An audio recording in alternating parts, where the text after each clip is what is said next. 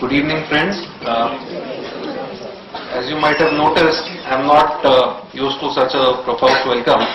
I told my horses, I was not expecting flowers and photographs and ceremony.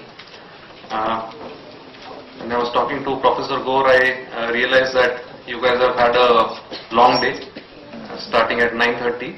So, during the course of this talk, if anyone feels that they have had enough and they would want to take a break, please feel free to walk out. I am quite used to smaller audiences, and when I was a student, I would not like all the lectures. I would like some of them. So if this happens to be something that you don't like, you can please carry on. For those who stay behind, I would try and make it interesting. I've tried to make it interactive today rather than just talking down to you. I've tried to make things more fun. So usually we have a lecture or we go through a course and at the end of it we have a test. So today we'll reverse the order. We'll first have a test and then we'll do the course. So if you can please pass on the sheets around. It's there with them? Okay. See the sheets that are there with you. It is not a test of your IQ, and of course these marks would go towards your grades, so there's nothing to worry. These are more of trivia questions. I hope no one has served the net to get the answer. The sheets are been with you for a while. The point here is we have to estimate. You don't need a precise answer. So the first question already has an answer given. The correct answer has to lie between the lower end of the range and the upper end of the range. That is what you are supposed to do for the remaining 10 questions. So questions like Sridevi's age at time of her film debut, length of the river Ganga, these are the kind of trivia questions that are there, and it's essentially a test of your estimation ability. You can take maybe 3 or 4 minutes to complete these.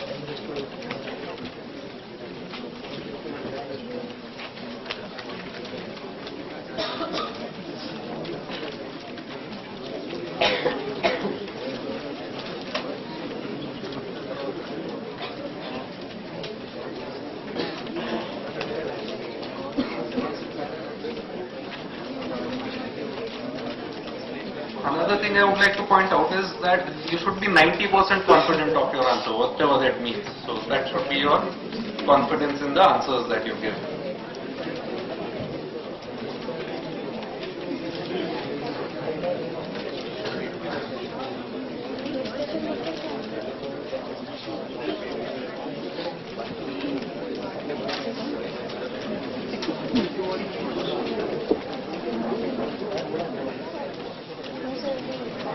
Also, it's not a group discussion session. Since there are no marks in this and there's no implication on your career, I would appreciate if you guys independently write the answers.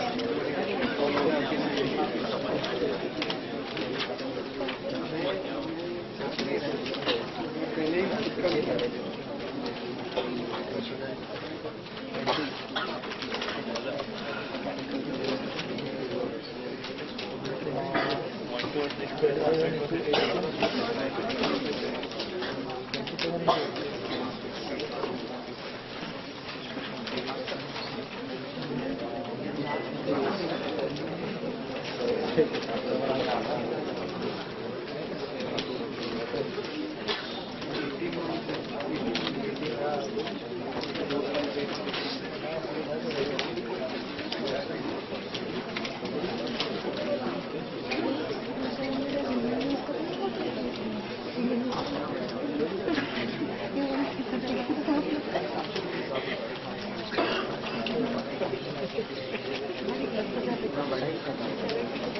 everyone through? Yeah. I'll quickly read out the answers. Sridevi's age at the time of her debut was 4 years. Length of the river Ganga, it is 2,510 kilometers. Number of countries that have a currency called dollar is 26 in number. Birth year of Ashoka is 304 BC. Diameter of the moon is 3,476 kilometers. Weight of an empty Boeing is 1,76,901 kilograms. Number of dimples on a golf ball, 336.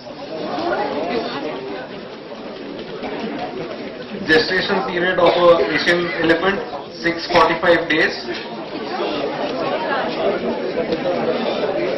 Air distance from London to Tokyo, 9,590 kilometers, 9590. And deepest known point in the ocean is 11.03 kilometers. Okay. How many people got 10 on 10? Raise of hands.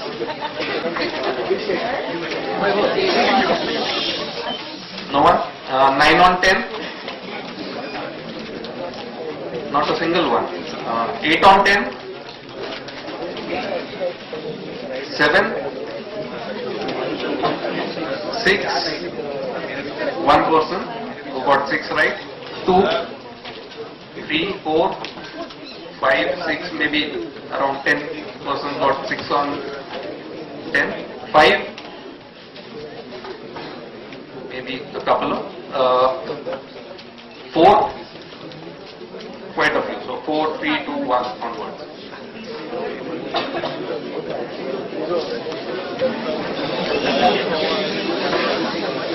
Now you were supposed to be 90% confident of your answers.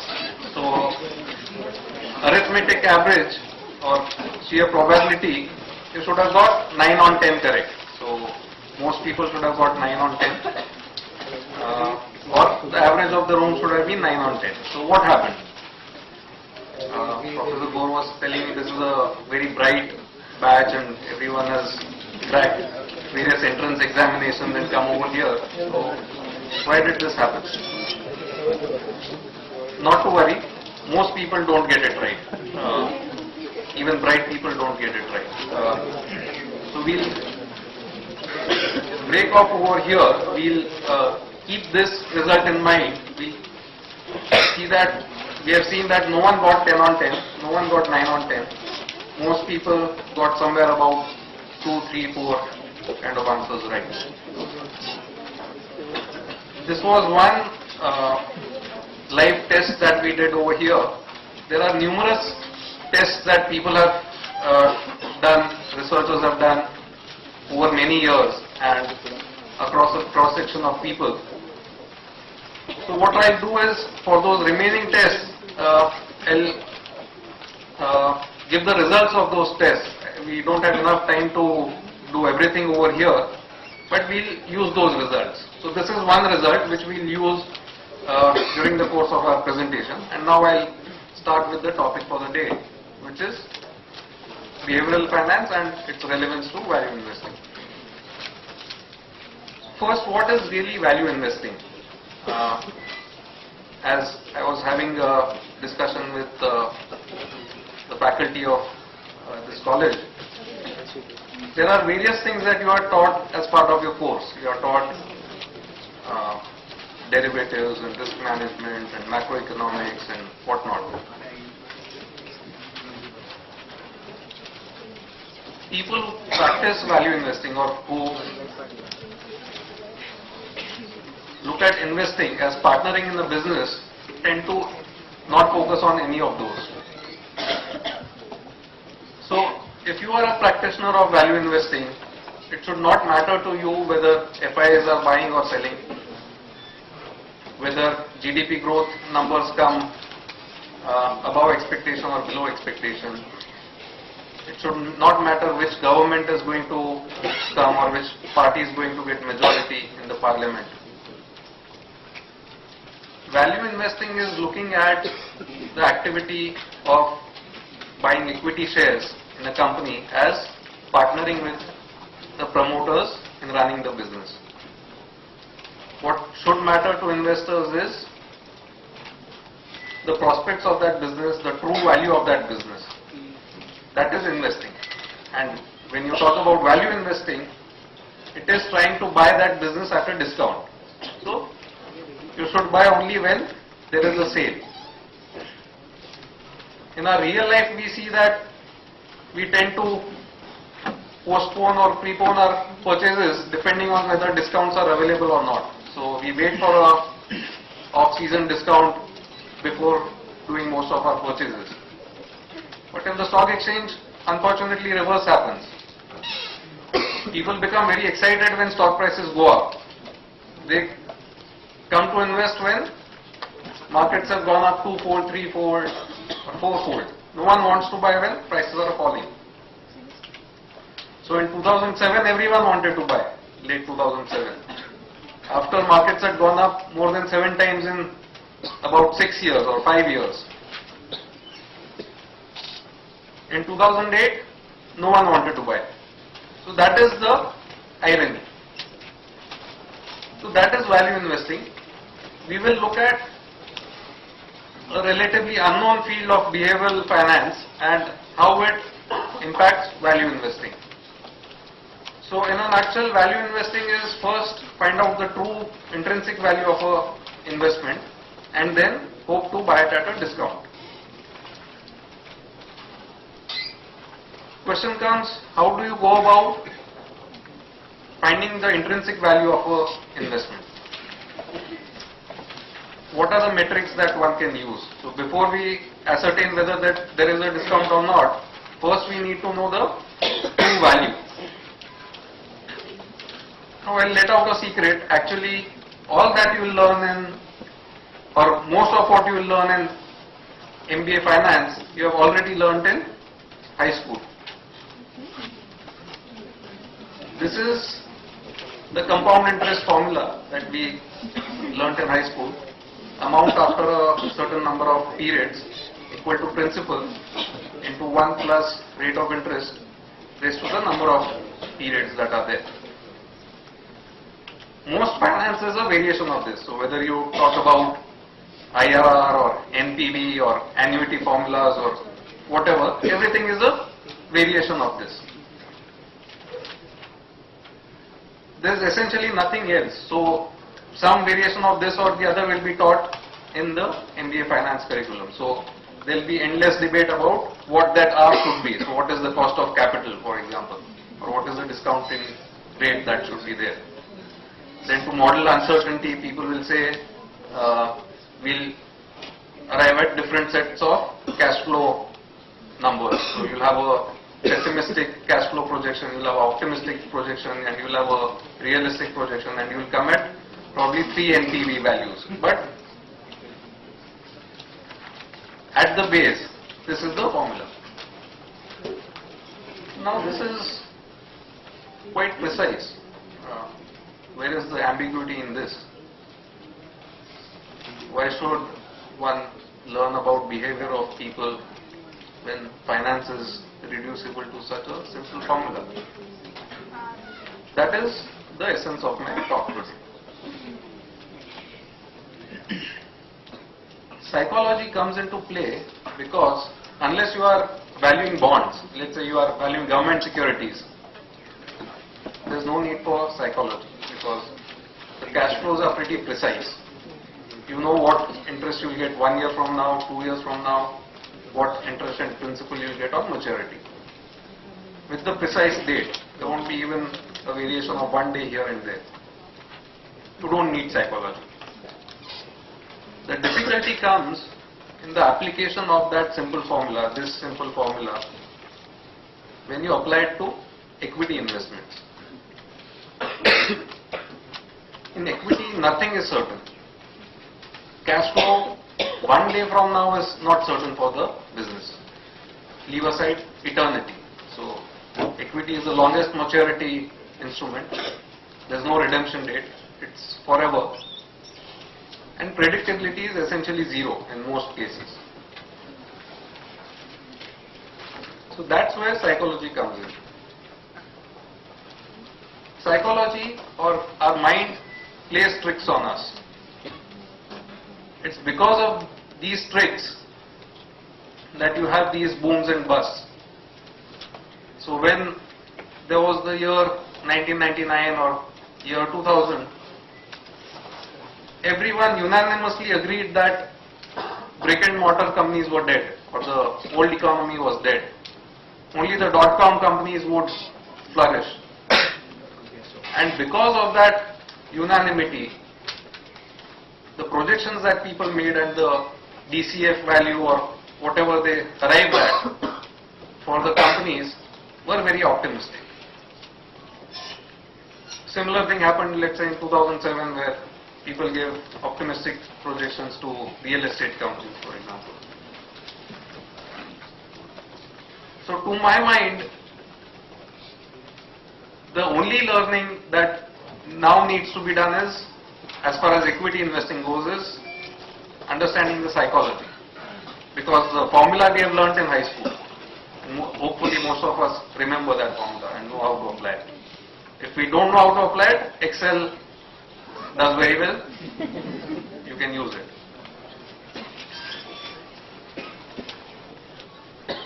Again, I'll draw on Charlie Munger's statement that the importance of psychology in education is not as much as it should be. We look across fields, whether we talk about finance, whether we talk about marketing, or whether we talk about HR. Ultimately, we are dealing with human beings.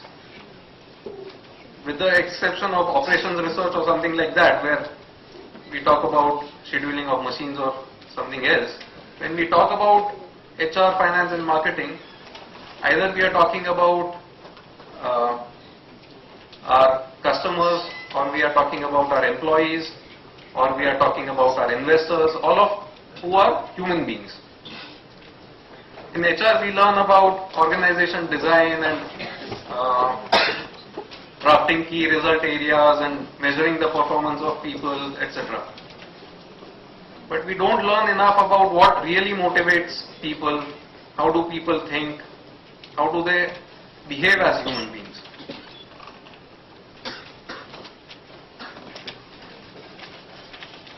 It is because of this lack of importance given to psychology that the traditional economic theory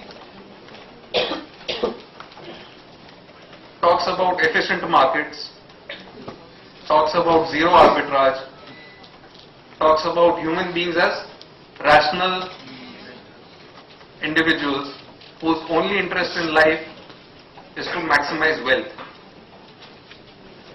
If people were only interested in maximizing wealth, then why would there be so many charitable institutions?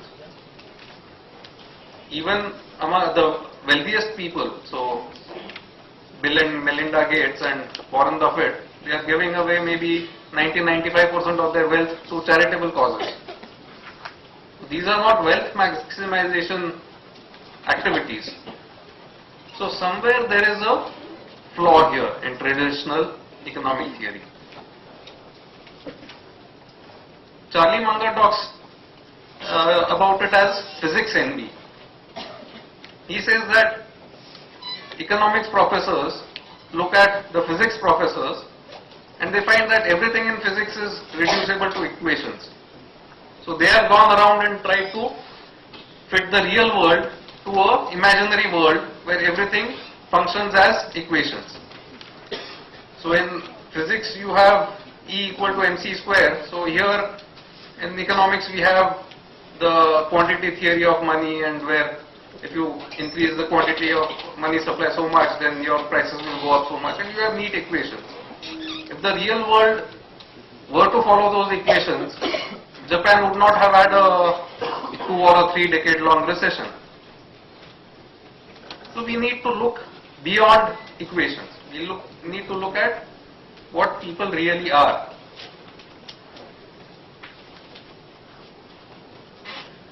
So there is this interesting quote. This says, people in standard finance are rational. So that is the assumption. People are rational, wealth maximizing human beings. And people in behavioral finance are normal. They are normal human beings. They are not idealized, theoretical beings.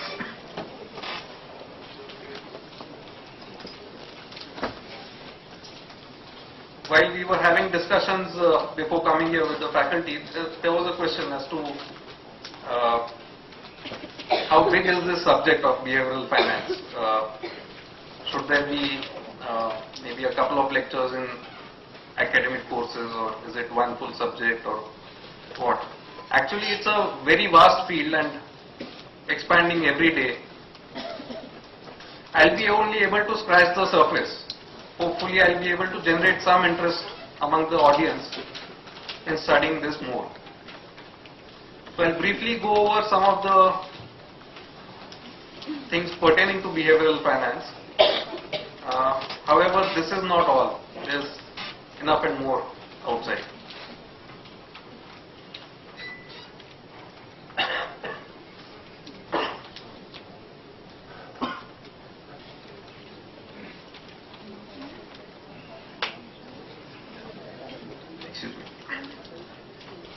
So I'll talk about heuristics. What are heuristics? Heuristics are shortcuts that our mind takes.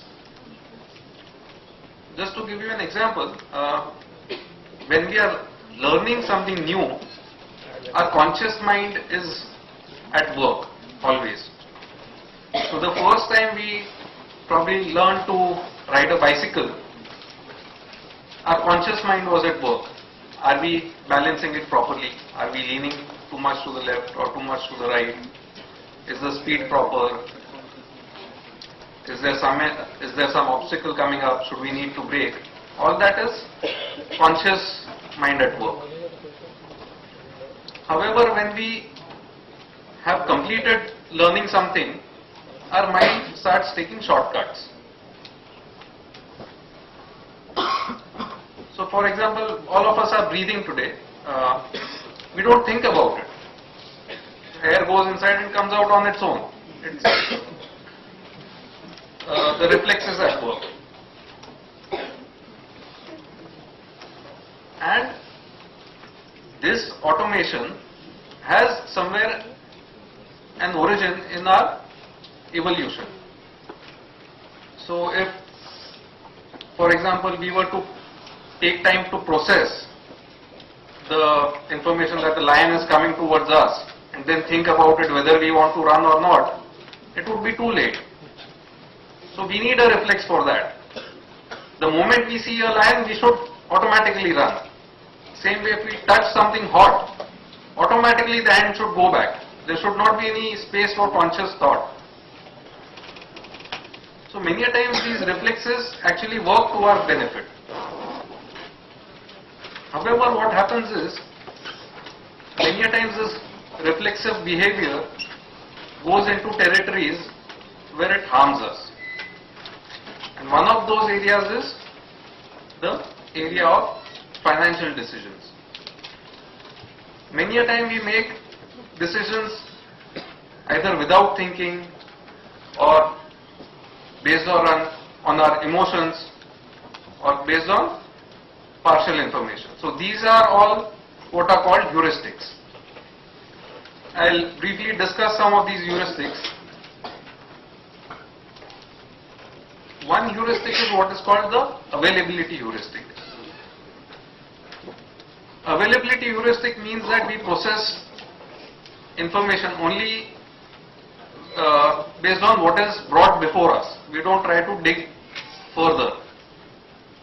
So if I were to ask this question, which is a bigger killer, or how many people do you think have died in India from swine flu last 3 years, let's say? Any guesses? 2000 is one guess.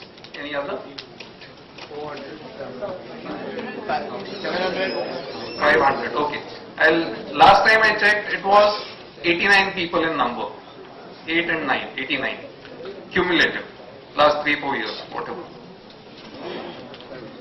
And any guess how many people in India die because of tuberculosis?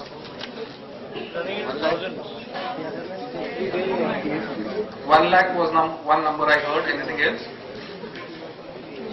The correct answer is approximately 3.5 lakhs or 4 lakhs, somewhere thereabouts, per year.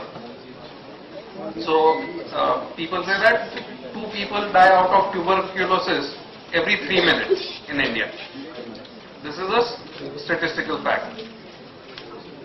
Again, if people were to be asked which has a higher budget, does Commonwealth Games have a higher budget or does BMC have a higher budget? Most people would say Commonwealth Games because it's in the media. So we tend to focus only on what the newspaper headline is or what is very widely known. The moment there were headlines about swine flu, everyone bought a mask and put it here and people were going about like aliens. But tuberculosis is probably more infectious than swine flu and it's been here all along. So why not wear a mask on a continuous basis? Why are we not wearing a mask today? This is one of the things that causes problems in financial decision making. The second heuristic is what is called representativeness. So whenever there is a kind of automatic behavior that happens when we come across some words or some indicators. So in the year 1999 or 2000, any company which has technology or .com or anything in their name, forget the underlying business, that company would start moving up in share price. Same way in the year 2007, if any company had a name infrastructure, the company would be in fancy. People then don't process information further. They don't go into the underlying business fundamentals of a company. Then we are by nature overconfident, and our test that we did at the beginning, that is the result. When the test was given to you, it is completely unlikely that any one individual in this room had familiarity with the subject matter in all the 10 cases. Most of the things would be unknown to you. If it is an unknown area, what stopped you from, let's say, saying Sridevi's age, giving the range as from newborn baby to 50 years of age? The correct answer would surely lie between that. You were to get 90% or 90% of the answers right because you were to be 90% confident of your answer. However, even where we do not know anything about the subject matter, our mind thinks that it knows, that it is able to estimate, and this is a fundamental error. This has been repeatedly proved. When people are asked as to whether they are above average drivers or below average drivers in terms of safety, around 70-80% of the people say they are above average. Whereas by definition only 50% can be above average.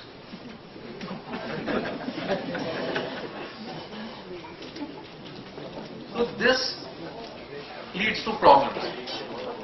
And there are so many, or history is littered with famous last words. You should sometimes do a Google search on this just for getting some good laughs.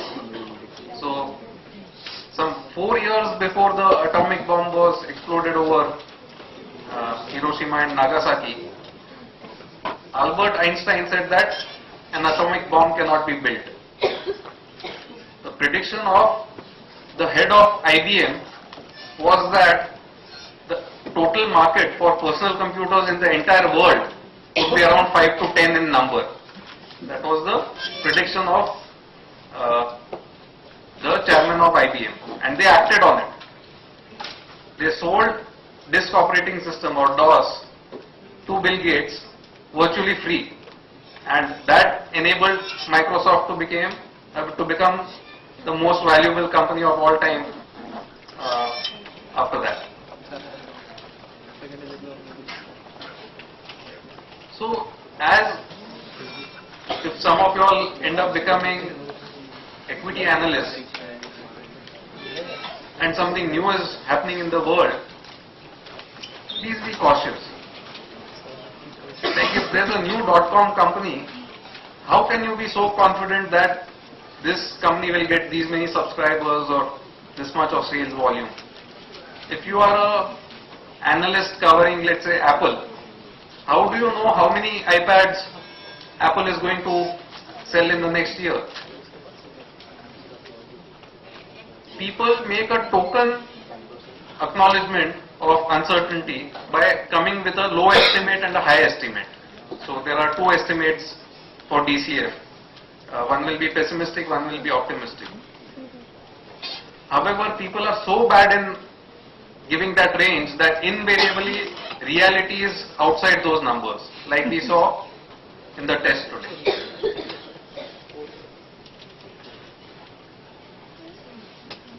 Anchoring.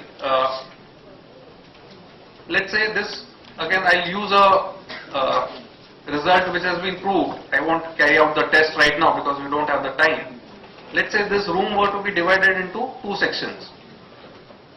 The first section would be asked the first question, what is 1 multiplied by 2 multiplied by 3 and so on, going up to 8.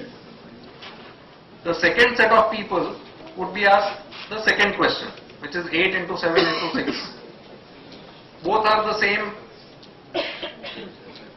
numerically, and you can't use calculators or you don't have to calculate. Give a quick answer, top of the mind. What is your estimate of this?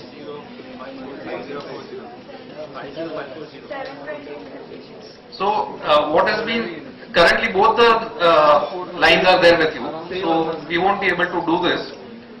But what happens is, if you are shown the first line, the average of people's estimate is 512. And if you are shown the second line, the average of people's estimates are 2250. While the correct answer is 40,320. Now what is happening? Let's look at this again. In the first line, the very first number that you see is 1, which is a very small number. So the answer that you give is on the lower side. You give an answer somewhere about 510, 12 kind of thing. Whereas in the second case, you start with a bigger number, which is 8. So when you start with a bigger number, you tend to give a estimate which is bigger.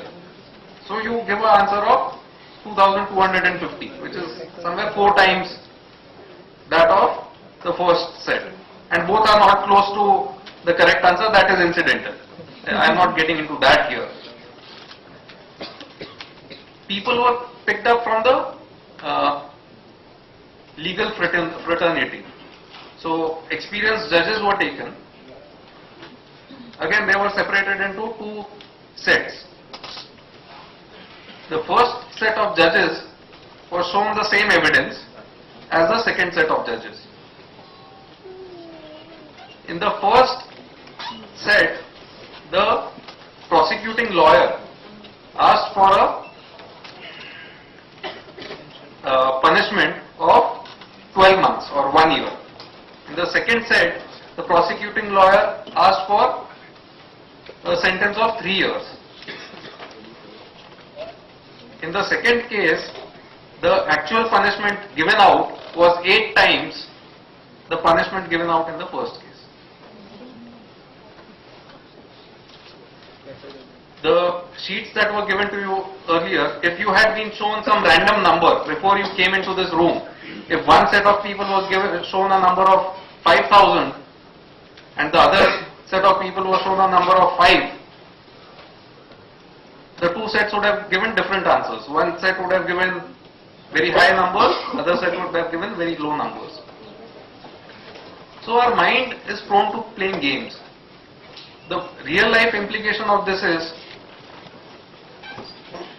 if we see a very high price on one thing, we will tend to value the other thing also highly. So there are these luxury brands which sell maybe paintings or sculptures or watches, antique pieces at many times the true cost of that product.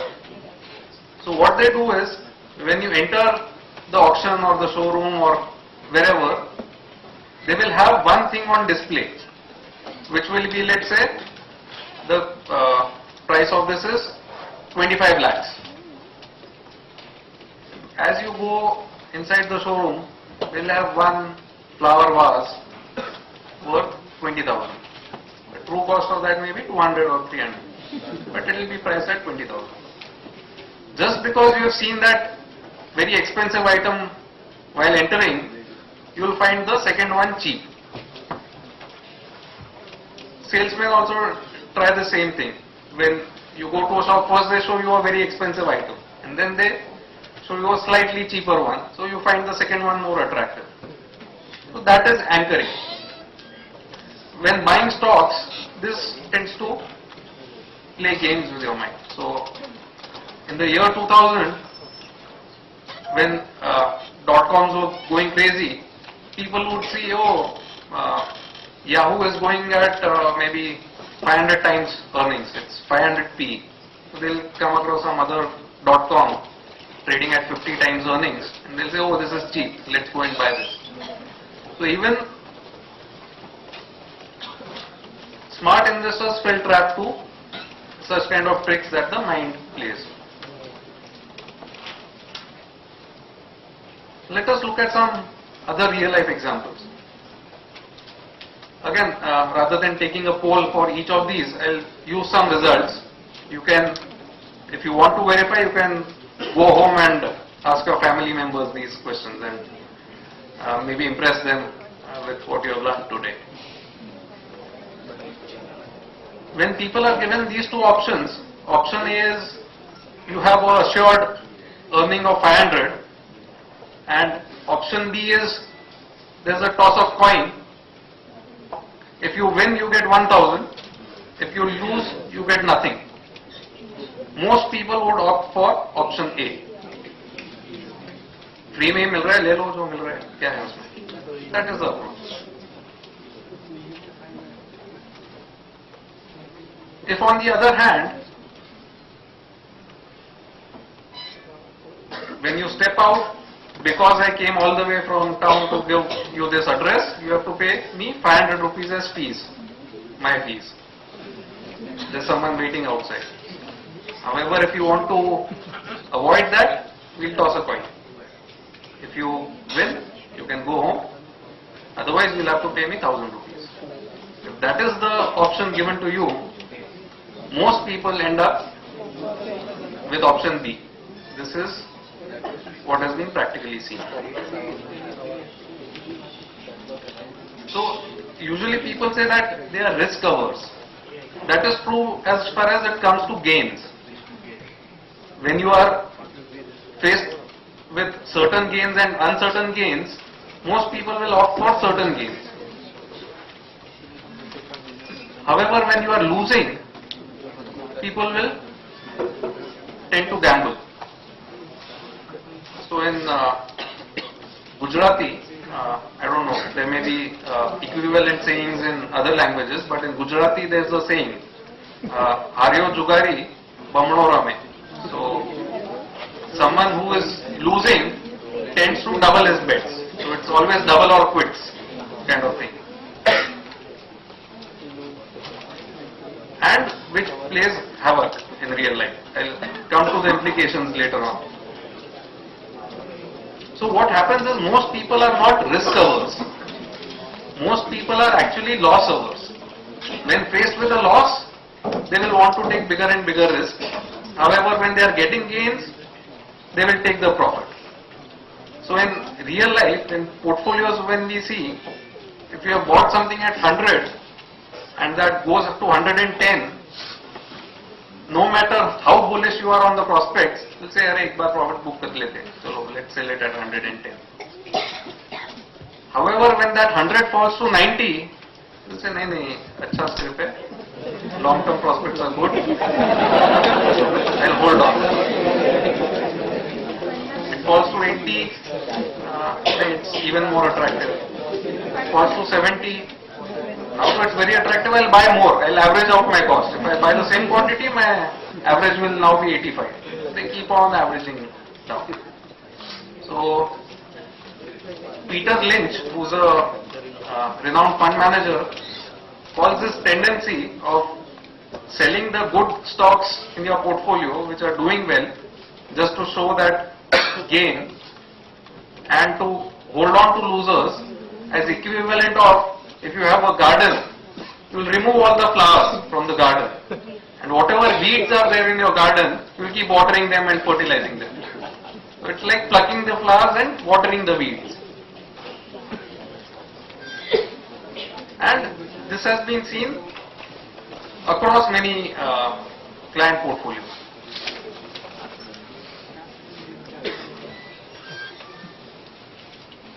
Let us take a further example. I am in a very generous mood. First of all, I give all of you all 1,000 rupees as a free gift. Then I invite you to play a lottery with me or play a gamble with me. I can give you further 500 assured if you so desire. Or we can toss a coin.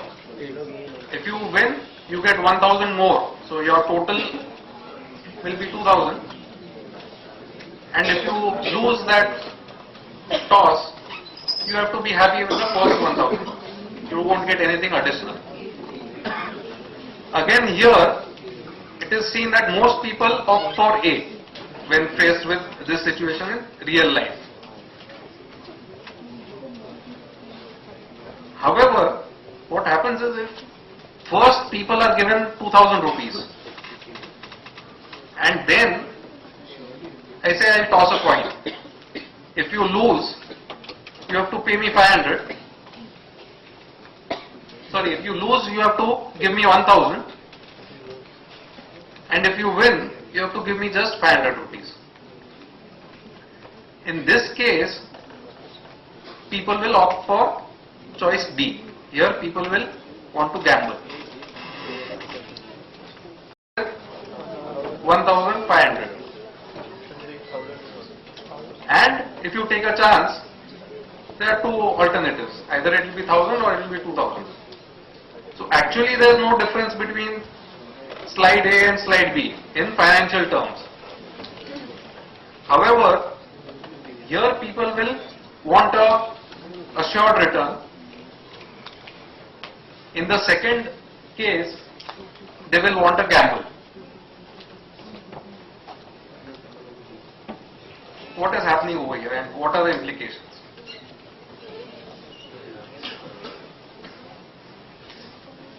if someone approaches you that you will get this assured return and this is safe, people will opt for it. Let us say you have a share which you have bought at 1000, that gradually goes up every month, and after 1 year you have the share price at 2000. People will be tempted to sell that and book that 1000 gain. However, what if that same share which you have bought at 1000 after 10 days goes up to 3000 and then falls to 2000, and 2000 is what is the prevailing price after 1 year? People will not sell, because they have seen that 3000 price. Even if they are bearish on this stock, even if they feel the prospects of this company have worsened, in their mind they will feel that my wealth was 3000, which has now come down to 2000. I will not sell this till 3000 comes back. So this disease that people have is called get evenitis. So you want to get even with the market. Till the price comes to the original high, I will not exit. They will keep averaging or keep holding on and destroy their finances, but they will not do what is rational, what is in their financial interest.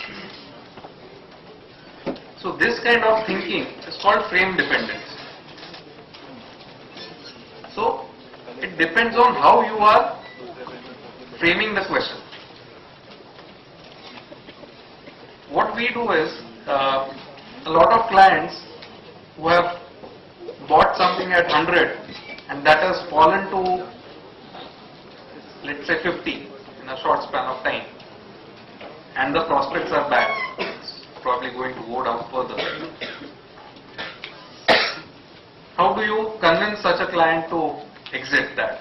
Because they will say, no, I will not sell it below 100.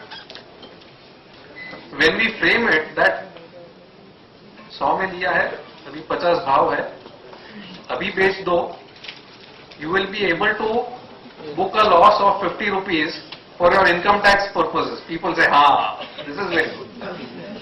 Let us book that loss and gain that 30% or whatever 15% advantage in our tax return. Then people agree to it. However much you explain on the prospects of the company, why it is a bad investment, they will not do it. So, for the same question, people give different answers depending on how the wording of that question is done. Again, we want the society to approve of what we are doing. And this was brilliantly brought out in the movie Three Idiots. Just because everyone becomes an engineer, people are forced to go into an engineering college. So if you want to be a wildlife photographer, no. And probably that's why many people are here, because MBA is in passion.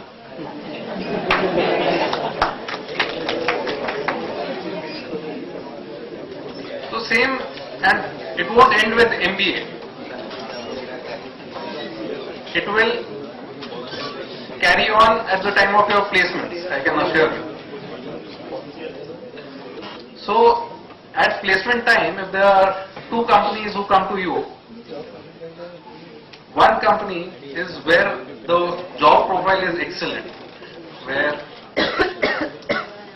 the learning will be phenomenal, where your intellectual growth will be there, where you will enjoy working. But it's an unknown company. Pay scales are not that high in the first year. At the same time, if company B comes, well-known multinational investment bank, work over there is to report to office at 7:30 in the morning, keep inputting some data into a spreadsheet till 9 in the evening. Fancy pay scale in the first year.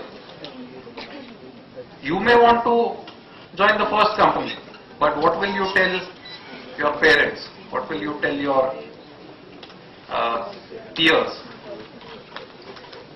What will you tell your prospective in-laws and bridegrooms or bribe. There is no social sanction to joining company A. People want a good brand name and a good pay packet in the first year. Same thing applies to investing. If I told you Tata Motors is an excellent company to buy, the share is very good, most people will say, I have heard of Tata Motors, I know what it does. This guy seems to be knowing something, he has spoken to us for 1 hour, 2 hours, might be knowing something, let's try it out. If I told you a company like Noida Toll Bridge is very good, what is Noida Toll Bridge? I have never heard of it. So, nahi lena hai, this guy seems to have lost it. So, when investing also, people go with what is fashionable. People don't go with what is financially profitable.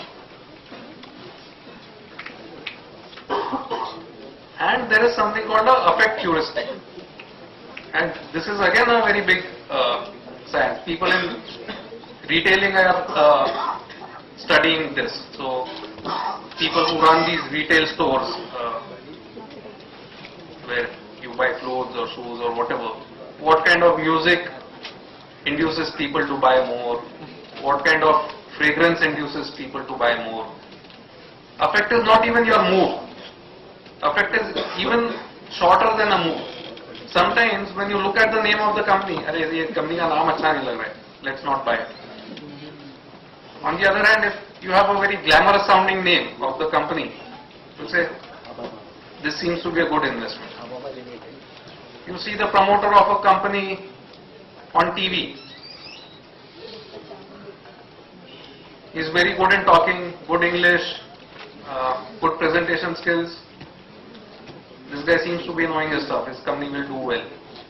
Someone else who stammers, who doesn't know how to speak proper English, not dress properly. If I had come here in Bermudas and a t-shirt, probably you guys would have walked out when I gave you the opportunity at the beginning. Just because I've come in a blazer, possibly you guys are listening to me and paying serious attention. So this is what happens in investing also, and these kind of things have been proven. So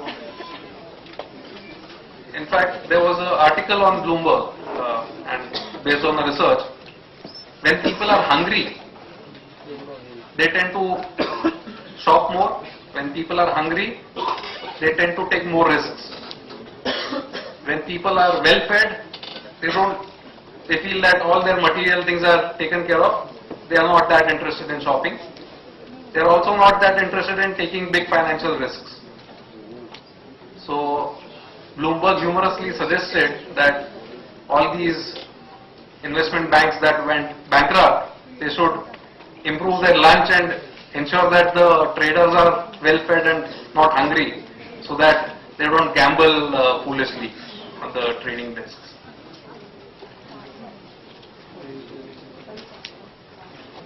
So these are the kind of things that affect our behavior. As I mentioned, I have only scratched the surface. This is not everything that is there for behavioral finance. I'll come to the implications. Behavioral finance affects everybody. It affects your corporate finance. It will affect you if you are a fund manager or an analyst in your future career, and it will also affect you as an individual investor. In corporate finance, we have seen that even after it is shown to the company that a particular division or a venture is loss making and not profitable, people will not exit. People will put in more money after that. So let's take the Kingfisher and the UB group. So Mr. Vijay Mallya is the promoter of the liquor companies, which are very profitable, and he's also the promoter of the airlines, which are loss making. What has been happening is, over a period of time, he's gone on pledging the stake of his liquor companies to raise money for the airline, which is making losses. Same way, whenever you see people diversifying or starting a new venture, they will keep on fighting for it. They will keep on trying to make that profitable, even at the cost of bankruptcy. Somewhere when you take a decision and that goes wrong, you become loss averse and your ego gets tied to that venture. It is very difficult to admit that I was wrong. And that is what causes financial misery. The same thing applies to investment professionals. There's a investor by the name of Bill Miller. He had a 15-year track record of consistently beating the S&P. However, when things started going wrong in 2008, where financial stocks started coming down and everyone said that there is trouble ahead, he went on buying more and more of financial stocks. He went on averaging downwards. Ultimately, the financial sector exposure became too large, and all the extra returns that he had earned over 15 years got wiped out in 2 years. So this is the kind of mistake that even investment professionals can make. And individual investors, of course, can make a lot of mistakes. So this is what I wanted to share with you today. When you go out into the real world, what you learn about capital assets pricing model or beta and alpha and gamma and whatnot, that is not what is really applied or what really matters. What matters is the assumptions that you will put in your spreadsheet, whether you are in the corporate finance department or an analyst or an investment manager. And while making those estimates and assumptions, go with humility, don't be overconfident. Understand that there are a lot of heuristics at play. You will not be able to avoid all of them.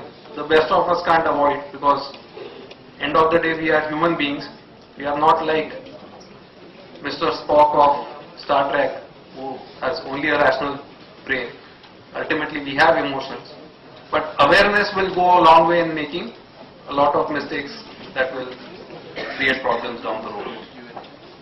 That's what I have to say. Thank you very much, and I'll be happy to take any questions.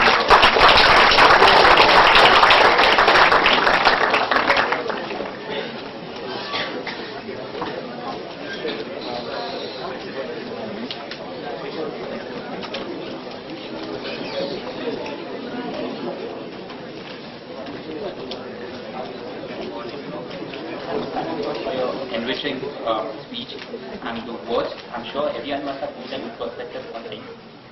Well, but right now, open for question and answer.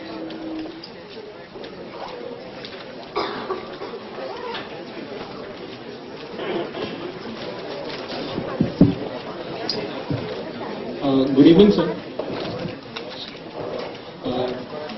So my name is Ankit Kochar. First of all, I would like to thank you for coming to our campus and sharing your valuable inputs.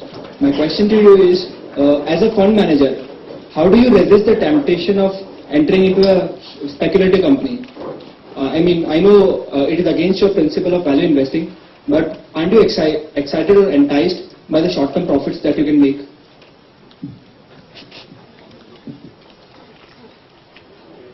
See, there are two kinds of learnings that one can make in life.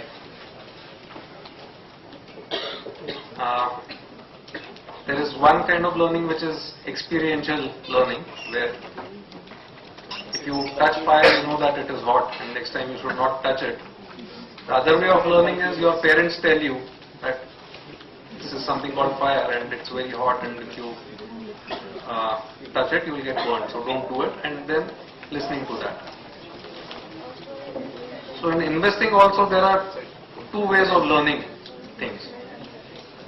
One is to do speculative transactions yourself, make some profits and make even bigger losses and then learn. or observe others, see them, look at them making losses and stay away from those. So we had this discussion before I came in for the talk. We were talking about day trading and derivative markets and whatnot. Let us say all the participants in this room are the only people who buy and sell equity derivatives, and we have to trade against each other. If that were to be the case, it would be a zero-sum game. Somebody's gain would be somebody else's loss. When you define it like that, when it's a zero-sum game, from that zero, you'll have to deduct the brokerage that you pay to the stockbroker.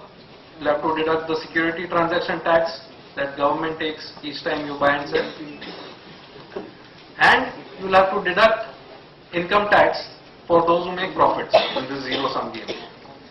So net, as a group, traders will make a loss, which is arithmetic. There's no rocket science behind this. It's like going to a casino. Whether the person gambling wins or loses, the casino will always make money. That is true for stockbrokers, for the stock exchanges and the government. They will always earn. If you change your paradigm, if you look at, if your outlook of investing is partnering with a business where you partner in the prosperity of the company, then it's not a zero-sum game. Then as you stay put over 3 years, 4 years, 5 years, 10 years, your wealth will increase in line with the company's prospects. So if you have an investment in HDFC Bank or in Hero Honda or any of the good companies, Infosys or whatever, and you have managed to hold on, then you can ignore the day-to-day fluctuations. To come to this Dalmia Institute, I left my office somewhere about 1:45. My office is at Kalakoda in Fort. I don't know where the stock market closed today. I don't know the stock price of the companies that I have invested in. And many a times it happens to me, I don't know the closing index level of the stock prices, and when I meet people in the elevator, they ask me, they know I work with a portfolio management company and a stock brokerage company. They ask me, where did the market close or how was the market? I said, sorry, I don't know. So look at investing as partnering in a business. Whatever smart things that you will learn in terms of options and futures and swaps and whatnot, ultimately it's zero-sum game. Everyone is smart. Everyone has read those same textbooks. Everyone will have those same software packages. Ultimately the brokers, market makers and government will make money. Net, it's not a money-making proposition.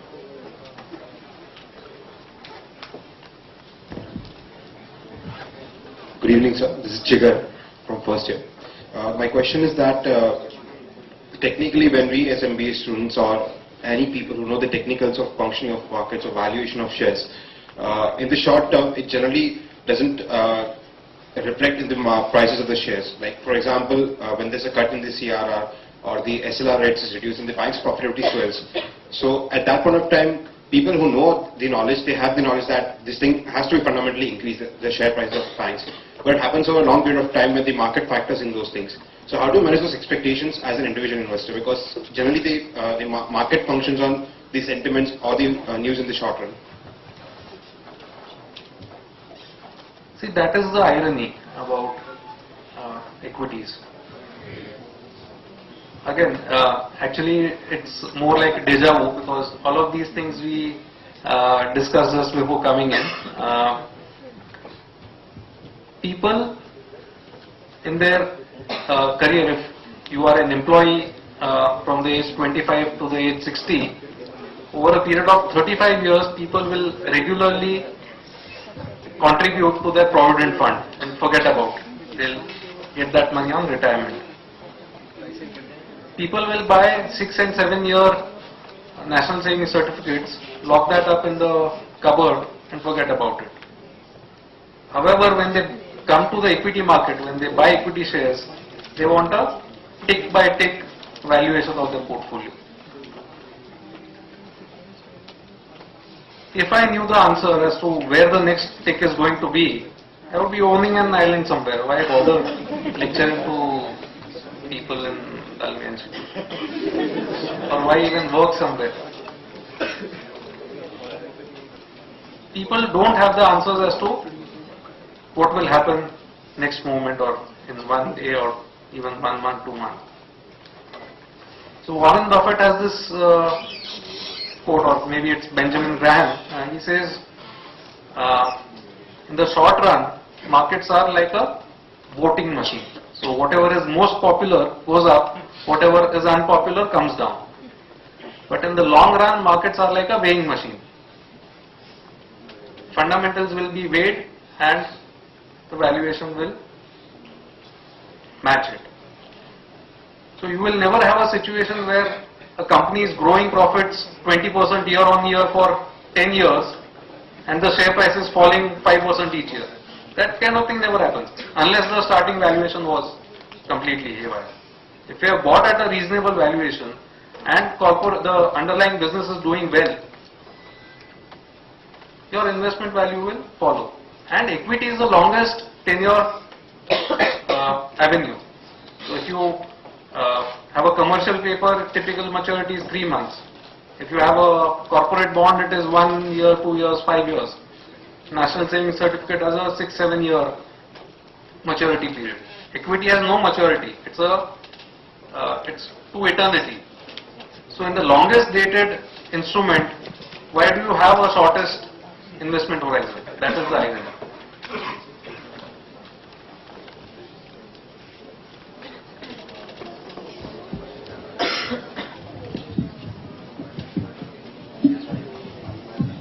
Hi, sir, Manish.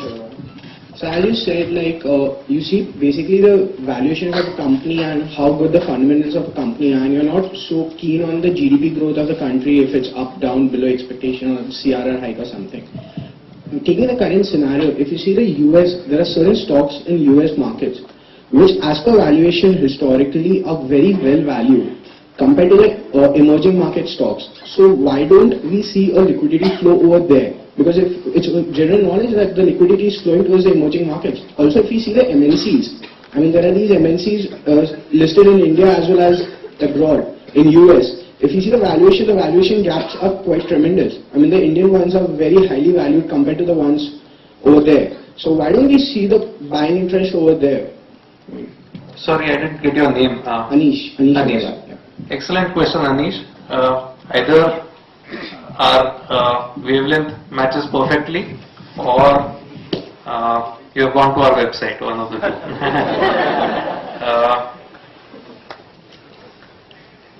On our website ppfs.com, there's a video and there's a presentation on the very same theme. What I have spoken about there is investing in a globalized world. Today, Tata Global Beverages, or Tata Tea as it used to be called earlier, gets only 29% of its turnover from Indian tea brands. The rest of it is outside India. And if you look at Suzuki, which is listed in Japan, it gets a third of its profits from its Indian operations in Maruti. So which is more Indian? Is Suzuki more Indian or is Tata Global Beverages more Indian? Unilever, which is a European company, gets 50% of its turnover from developing countries. Nestle gets a third of its turnover from developing countries. So Nestle in India is valued at somewhere around 46-47 times earnings. The parent Nestle is available at 16 times earnings. If you were to give a 45-46 multiple to their emerging market piece probably the developed world business would come to you for free. So there is a big disparity to answer your question, and we are looking at businesses outside India. So in India, BSE Sensex was less than 3,000 in the year 2003. In 7 years, it has gone up 7 times. Japan has had a bear market for around 25-30 years now. US, UK markets, European markets have not done anything for 10 years. So there is a big valuation disparity coming up. And when you have these long periods of either optimism or pessimism, usually it sets the stage for supernormal returns or subnormal returns. So if you look at the 11-year period from 1992 to 2003, in 1992 there was a Harshad Mehta scam. Sensex was 4,200. In 2003 Sensex was around 2850 or 2950 or whatever. So for 11 years there were no returns or negative returns. And after that long period, suddenly you had 7 times in 7 years. So equity market gives far superior returns as compared to fixed income securities, but the returns are very volatile. You need to, as Buffett says, be greedy when others are fearful, which is times like 2003 or 2008. And you should be fearful when others are greedy, which would be times like the dot-com boom. I hope that answers your question. Yeah, there was a question here. This is Jhalak Khandelwal, and I just wanted to ask, as you said that we are surrounded by these heuristics. So even if I know technically that this company is really good, maybe it's a mid-cap company, it's really good, it's going to develop, but people still tend to invest more in Tata than Infosys. So isn't it better to make profits just to follow the herd?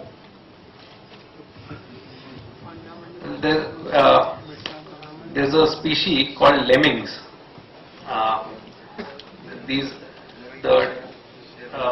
You should probably try and search YouTube for the videos of that species, or maybe National Geographic or something.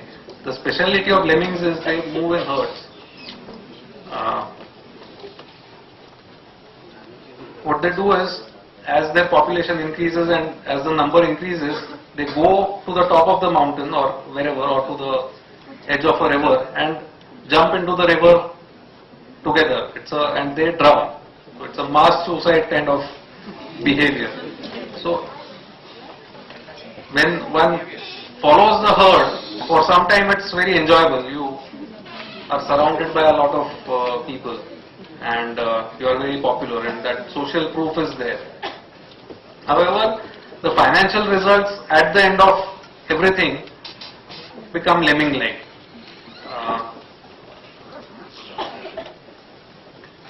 We have seen this in various manias. There's an excellent book by the name of Extraordinary Popular Delusions and Madness of Crowds. Either you can buy it, or if you want, it's available as a free download on the internet, and it's absolutely hilarious as to what all things have happened in the past because of herd behavior. Herd behavior is extremely profitable to a trader. And that is what is called a greater fool theory of investing. So, greater fool theory of investing is, I may be foolish buying this stock which is overvalued, but I am sure that tomorrow some greater fool will buy it even at a higher price. So that is the greater fool theory. When you do that, you should ensure that you don't become the greatest fool, which is the last one to enter. And if you are doing it regularly, somewhere or the other, all participants become the greatest fools, because you may trade out of something, you may buy something, sell, again buy something, again sell, where finally when the music stops, you are left holding some dud stocks. So if Pentafor software or DSQ or RS software or whatever goes from 10 to 15, you buy at 10, sell at 15. You buy something else at 20, sell at 25. All along you make profit. Finally you buy something at 4,000 which goes to zero. So all your money gets goes into the drain. So that is something to be guarded against.